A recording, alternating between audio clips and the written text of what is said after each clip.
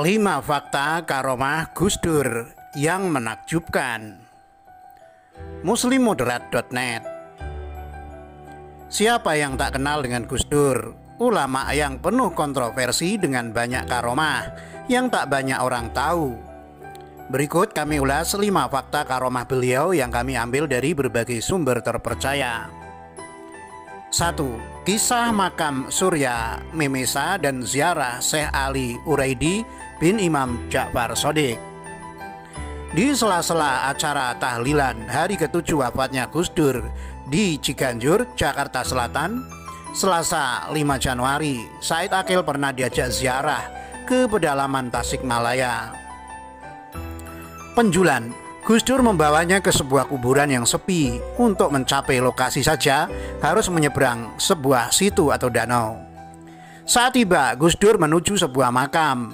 Saat ditanya Said Akil, siapa jenazah yang telah dikebumikan di tanah ini, Gus Dur tidak langsung menjawab. Dia orang sakti. Dia mencari musuh agar dia bisa dikalahkan. Ujar Said Akil meniru ucapan Gus Dur. Orang sakti yang dimaksud Gus Dur, sambung Said Akil, ternyata bernama Surya Mesesa, seorang penyebar agama Islam di Pulau Jawa. Gus Dur memberitahukan kepada Said Akil mengapa Surya Mesesa bisa masuk Islam. Untuk mendapatkan musuh, Surya Mesesa sampai ke Madinah dan bertemu Syekh Ali. Sama Syekh Ali, Surya Mesesa disuruh mengangkat sebuah tongkat dan tidak bisa. Karena itu dia masuk Islam, ujarnya.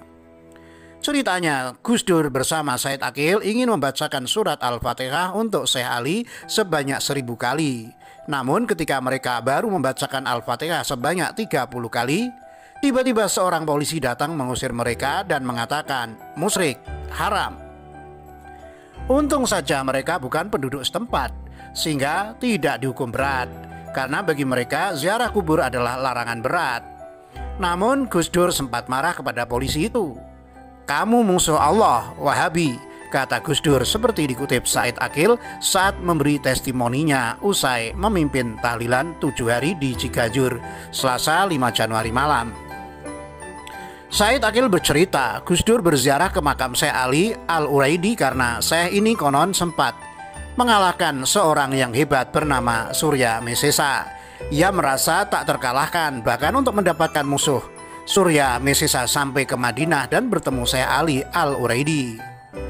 Sama Syekh Ali, Surya Mesesa disuruh mengangkat sebuah tongkat dan tidak bisa. Karena itu dia masuk Islam, ujar Said Akil. Cerita ini diperolehnya dari Gus Dur saat ia diajak berziarah ke pedalaman Tasikmalaya, Panjulan. Said Akil bertanya, makam siapa Gus? Gus Dur menjawab, dia orang sakti. Dia mencari musuh agar bisa dikalahkan. Karena itulah Gus Dur berziarah ke makam tersebut dan kemudian ke makam Syekh Ali Al-Uraidi. Menurut Kang Said, panggilan akrab Kiai Haji Said Akil Sirot, Gus Dur memang gemar berziarah ke makam para ulama dan sesepuh.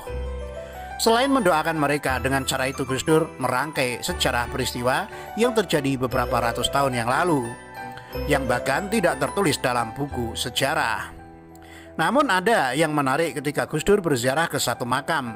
Kata Kang Said, kalau ada makam yang diziarahi Gus Dur, pasti kemudian makam itu ramai diziarahi orang. Gus Dur memang tidak hanya memberkahi orang yang hidup, tapi juga orang yang sudah mati. Katanya disambut tawa hadirin. 2. Bertemu dan didoakan wali di Madinah. Setelah berziarah, poin 1, beliau berdoa di Raudah. Malamnya Gus Dur ngajak Kiai Akil jalan-jalan ke masjid untuk mencari seorang wali. Setelah muter-muter di masjid, Kiai Akil ketemu sama orang pakai surban tinggi, lagi ngajar santrinya banyak. Bilang sama Gus Dur, apa ini wali Gus? Gus Dur bilang, bukan. Akhirnya cari lagi, ketemu sama orang yang pakai surban dengan jidat hitam. Gus Dur bilang, bukan ini. Kemudian Gus Dur menghentikan langkah di dekat orang yang pakai surban kecil biasa, duduk di atas sajadah. Baru Gus Dur bilang, ini adalah wali. Kemudian Kiai Akil memperkenalkan pada wali tersebut dalam bahasa Arab dan terjemahannya seperti ini. Syekh, ini saya perkenalkan, namanya Ustadz Abdurrahman Wahid, ketua organisasi Islam terbesar di Asia. Tujuan dari mencari wali ini ialah ingin didoakan oleh seorang wali. Akhirnya wali ini berdoa untuk Gus Dur semoga diridhoi, diampuni, hidupnya sukses. Setelah itu wali tersebut pergi sambil menyeret sajadahnya dan mengatakan, "Dosa apa saya? Sampai-sampai makom atau kedudukan saya diketahui oleh orang." Dalam sebuah atsar atau perkataan ulama-ulama menyatakan bahwa yang mengetahui kedudukan seorang wali adalah sesama wali itu sendiri.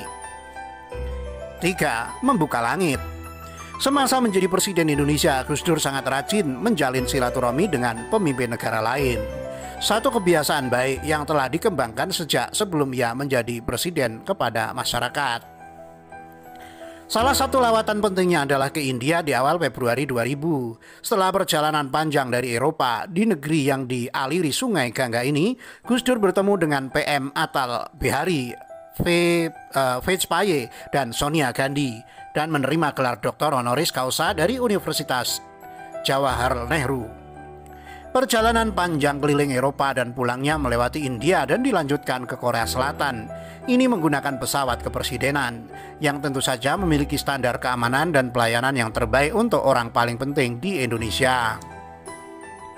Pada kunjungan tersebut ketika pesawat udara mendekati New Delhi, terdapat awan yang sangat gelap yang menutupi bandar udara sehingga tidak mungkin untuk mendarat di Bandara Internasional Indira Gandhi New Delhi. Sehingga direncanakan mendarat di bandara lain terdekat sebagai alternatif. Bagi seorang presiden dengan jadwal yang sudah diatur secara ketat karena terbatasnya waktu, kondisi ini tentu akan membuat rencana kegiatan menjadi berantakan. Di tengah-tengah situasi seperti ini tiba-tiba terjadi sebuah fenomena alam yang sangat ajaib. Tiba-tiba saat langit terbuka dan sehingga pesawat bisa melewati awan dan begitu bisa mendarat, langit kembali tertutup awan hitam kembali. Kisah ini disampaikan oleh pilot pesawat kepresidenan yang sedang bertugas kepada adik Gus Dur, Umar Wahid, yang merasa takjub dengan kejadian tersebut. Ini kebetulan atau tidak, tapi pilot tersebut mengatakan dalam karirnya sebagai pilot, ia tidak pernah mengalami kondisi seperti itu katanya. Sebagai pilot kepresidenan tentu saja telah dipilih orang dengan jam terbang tinggi dan kemampuan terbaik. Kondisi seperti itu merupakan fenomena alam aneh yang baginya juga luar biasa dan tak terlupakan. 4. Gus Dur dan Mahfud MD. Kisah tentang Gus Dur kali ini dituturkan Mahfud MD, mantan Ketua Mahkamah Konstitusi atau MK. Sebagai orang dekat Gus Dur, Mahfud tentu memiliki kenangan-kenangan kisah yang masih menancap, misalnya dalam bentuk humor atau dalam bentuk karomah. Ditemui salah satu media dalam acara deklarasi Mahfud MD sebagai Capres 2014 di Pondok Pesantren Asrama Perguruan Islam atau Ponpes Api Tegalrejo, Kabupaten Magelang, Jawa Tengah. Politisi asal Madura itu antusias bercerita soal Gus Dur. Misalnya, kisah ketika dia diangkat menjadi Menteri Pertahanan. Saat cerita pada suatu hari, Presiden Abdurrahman Wahid memanggil saya dan mengatakan, "Pak Mahfud, saya perlu 3 ahli tata negara. Saya sudah punya 2 tapi kurang 1. Pertama, ahli yang dimiliki Yusril. Yusril akan saya angkat kembali jadi Menkumham. Yang kedua, Marsilam Simanjuntak akan saya angkat menjadi sekretaris kabinet. Lalu yang ketiga antum," kata Gus Dur. Mahfud pun merasa tidak percaya dengan apa yang dilakukan Gus Dur tersebut. Bahkan dia langsung menawar beberapa kali supaya tidak dijadikan Menteri Pertahanan. Namun beberapa kali penolakan tidak digubris sama sekali oleh Gus Dur. "Saya tidak percaya, saya kira saat itu Menteri Pertahanan. Ternyata bukan Menteri Pertanahan, tapi Menteri Pertahanan. Saya lalu bilang, tidak pernah belajar ketahanan." Gus Dur menjawab, "Saya saja tidak belajar jadi presiden. Bisa jadi presiden, politik itu sifatnya umum," kata Mahfud menirukan Gus Dur. Mahfud lalu menawar, "Bagaimana kalau Menteri Kehakiman?" Gus Dur mengatakan tidak bisa karena Yusril senang berada di situ. "Bagaimana kalau Menteri Sekretaris Kabinet?" "Tidak bisa karena Marsilam orangnya teliti. Saya perlukan tenaganya urus surat biar tidak salah." Saya tawar, "Bapak Presiden, saya urus Deputi Kemenkumham gantikan Pak Hasbalah M. Saad." "Tidak bisa, besok saya bubarkan," tutur Mahfud. Mahfud kemudian keluar dan langsung diberi masukan oleh salah seorang temannya supaya tidak menolak permintaan Gus Dur menjadi Menteri Pertahanan. Namun Mahfud menganggap penunjukan Gus Dur itu lucu dan aneh. Saya keluar. Salah satu rekan saya bilang, "Antum jangan tawar terus, kalau tidak mau tidak jadi menteri." Siap saya terima dan laksanakan. Itu pengangkatan lucu dan aneh. Ketika jabatan itu saya terima, besok jam 8 malam rencana akan diumumkan. Lalu saya disuruh berikan kartu nama. Tidak punya kartu nama. Akhirnya saya tulis di kertas. Saya tidak bawa kartu nama, ucapnya. Begitu pulang ke rumah, Mahfud langsung mengatakan ke keluarganya bahwa dirinya ditunjuk sebagai menteri. Namun istrinya tidak percaya dengan pengumuman yang disiarkan televisi dan dipercepat pengumumannya. Saya bilang sama anak-anak dan keluarga kumpul, tapi tiba-tiba pengumuman menteri dimajukan. Diumumkan jam 4 sore, anak-anak saya pada main. Ketika diumumkan hanya ada istri. Istri saya tidak percaya. Bukan, masa kamu jadi menteri? Kemudian saya yakinkan, terus telepon berdering di tengah malam, ungkapnya. Bahkan penunjukan Mahfud sebagai Menhan oleh Gus Dur saat itu mendapat banyak protes dari berbagai kalangan. Di antaranya tokoh reformasi saat itu Amin Rais, bahkan Wakil Presiden Megawati juga memprotes rencana Gus Dur itu. Yang mengagetkan, banyak komentar sinis. Amin Rais marah. Amin ngomong, itu salah itu. Gus Dur pilih teman jadi menteri. Di mana-mana Menhan orangnya harus kelas dunia. Afan Ghaffar bilang Mahfud jadi Menhan, dia gali kuburnya sendiri. Megawati di berita nggak setuju. Gus Dur bilang kemana wapres nggak ada. Biasa kalau perempuan mandi ya pulang mandi. Menku Priyadi dan Mahfud MD yang diejek 2 hari. Gus Dur disalah-salahkan, ujar Mahfud mengenang. Mahfud kemudian mengundang rekan-rekan Ikatan Cendekiawan Muslim dari Madura yang diketuai oleh Dr. Malik Mardani yang kini menjadi Khatib Am Surya NU didampingi Kiai Haji Sahal Mahfud untuk menyampaikan niatnya mundur. Selain itu rekan dosennya EN dan UIN juga saya undang. Saya bilang, Mas Malik, saya buat kesalahan terlanjur jadi menteri bukan bidang saya. Meski saya sudah bersedia tapi kasihan Gus Dur kalau diejek seperti ini. Saya tidak minta, maksud saya kenal Gus Dur tapi tidak pernah dekat, tiba-tiba dipanggil jadi menteri. Saya mau mundur saja. Tidak didukung niatnya untuk mundur, malah diminta untuk tetap mempertahankan amanat yang diberikan Gus Dur. Malahan di tengah pertemuan itu Mahfud langsung ditelepon oleh Gus Dur untuk tidak mundur dari jabatan Menhan. Malik beri nasihat, kalau tidak minta jabatan menterinya, sampean jangan mundur. Jangan kamu minta jabatan karena kamu akan sendiri dan dibiarkan oleh Allah. Tapi kalau kamu tidak minta jabatan maka Allah akan membantumu.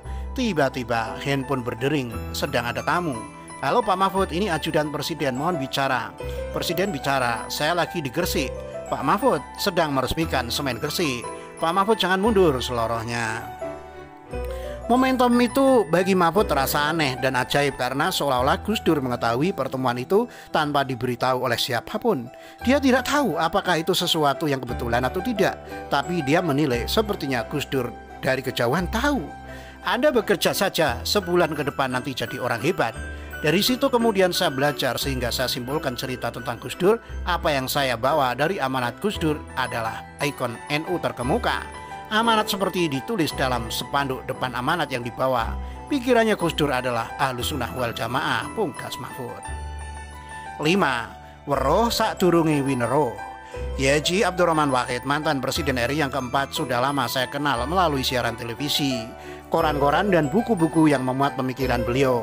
Namun yang paling berkesan bagi saya adalah saat kami berdua pernah duduk bersama seharian penuh dari pukul 07.00 pagi hari sampai 19.00 malam hari. Kebersamaan kami berlangsung di Riau, tepatnya di kediaman Gubernur Riau, HM Rusli Zainal. Ketika itu Gubernur Riau sendiri yang meminta saya untuk menemani Gus Dur sebagai pengganti tuan rumah karena Gubernur Riau tidak dapat terus-menerus menemani Gus Dur. Jadilah pertemuan kami itu berlangsung aman tanpa ada gangguan sedikit pun. Saya masih ingat rombongan Gus Dur saat itu lumayan ramai juga. Di antaranya adalah Muhaimin Iskandar, sekarang Menteri Tenaga Kerja RI, dan Saudara Lukman Edi, seorang anggota DPR RI. Sepanjang hari itu kami duduk bersebelahan dan berbicara panjang lebar mulai dari masalah agama, masalah negara, masalah pemimpin-pemimpin Indonesia. Ketika membicarakan masalah agama, kami terlibat dalam pembicaraan sangat serius. Saat itu kami berkesempatan untuk membuktikan secara langsung kata-kata orang yang banyak saya dengar, yang menyatakan bahwa Gus Dur menguasai banyak kitab-kitab klasik. Maka kami membuka dialog dengan mencuplik kitab-kitab klasik yang pernah kami baca, mulai dari kalangan Imam Asy-Syafi'i, Imam Haramaini, Imam Al-Ghazali, Imam Ibnu Katsir, dan lain-lain. Apa yang terjadi? Gus Dur ternyata bukan hanya mahir mengimbangi pembicaraan mengenai berbagai permasalahan yang kami kemukakan, namun dengan mahir beliau malah membacakan matan-matan semua persoalan tersebut dalam bahasa Arab yang asli, tepat seperti isi kitab yang asli. Tidak dapat kami pungkiri bahwa saat itu hati kami bergetar, kagum, heran, juga bahagia. Yakinlah kami bahwa Allah benar-benar Maha Kuasa dan telah menciptakan hamba-hambanya dengan berbagai kelebihan. Subhanallah. Ketika membahas kepemimpinan nasional, Gus Dur dengan disertai humor-humor kocak sana-sini menjelaskan dan berdiskusi dengan kami tentang banyak hal. Satu yang sangat kami catat kuat dalam ingatan kami bahwa tidak pernah sekalipun terucap kata-kata jelek yang bersifat mempersalahkan seseorang dari pemimpin nasional kita. Ketika membahas Pak Harto, nada ucapan beliau berubah menjadi sangat lembut dan serius. Saat itu Gus Dur berkata, dan kami masih ingat benar, beliau berucap begini, Pak Harto sebagai seorang pemimpin nasional telah memberikan contoh sebuah pekerjaan yang terencana dan terukur. Program beliau direncanakan rapi dan diukur setelah waktu pelaksanaan berakhir. Kemudian beliau berdiam beberapa saat. Kemudian beliau tertawa kecil seraya berkata sambil tertawa, "Lah, kalau saya kerja kapan ingat, terus saya buat aja." Kesan saya saat itu muncul. Sebagai orang Jawa asli, Gus Dur terbiasa dengan sikap dan adab orang Jawa. Mikul ndur, yaitu menghormati orang yang lebih tua. Beliau jujur dan humoris. Jujur dalam arti tidak menyembunyikan kelemahan dirinya. Pertemuan kami berjalan manis. Kami hanya berpisah beberapa menit saat waktu sholat zuhur dan asar tiba, untuk kemudian duduk kembali di meja yang sama. Ada beberapa keistimewaan Gus Dur yang saya yakin muncul dari indera keenam beliau ketika beliau bertanya kepada kami, "Sampean itu kan orang Medan, kok kata gubernur tadi sampean orang Riau?" Kemudian kami menjelaskan bahwa ibu kami adalah orang Riau dari Rokan Hilir, Bagan Siapi-api. Namun kemudian beliau berkata, "Rumah sampean di Klender, sampean buat pengajian malam Senin di Klender, terus sampean begini, sampean begitu," yang kesemuanya tepat dan benar. Paling aneh adalah saat kami katakan bahwa kami akan pulang pukul 17.00 dengan pesawat Mandala. Saat itu beliau berkata kepada saya dengan tegas, "Ndak, sampean pulang dengan saya, naik Garuda jam 7 malam." Menanggapi ucapan itu kami diam saja sebab di tengah kami sudah ada tiket Mandala pukul 5 sore rute Pekanbaru, Jakarta. Ternyata pesawat Mandala delay sampai pukul 21.00, maka jadilah kami bertukar pesawat naik Garuda Indonesia bersama dengan Gus Dur. Ada satu nasihat beliau kepada kami yang akan tetap kami ingat. Negeri Riau adalah negerinya orang-orang Naksabandi, dan dari sini telah muncul seorang wali besar, Syekh Abdul Wahab Rokan. Sampean mesti jaga negeri ini, jangan dibiarkan begitu saja, apalagi ibunya sampean orang asli negeri ini. Saat itu beliau pegang tangan saya dan saya pun menjawab dengan rasa haru, "Ya Gus, saya pasti akan menjaga negeri saya ini." Sekarang Gus Dur telah berpulang bertemu dengan Sang Pencipta yang Maha Tinggi. Setelah sebelumnya memandang dengan basiroh beliau kedatangan Sang Kakek tercinta, ulama besar pendiri NU untuk mendampingi beliau di alam barzah.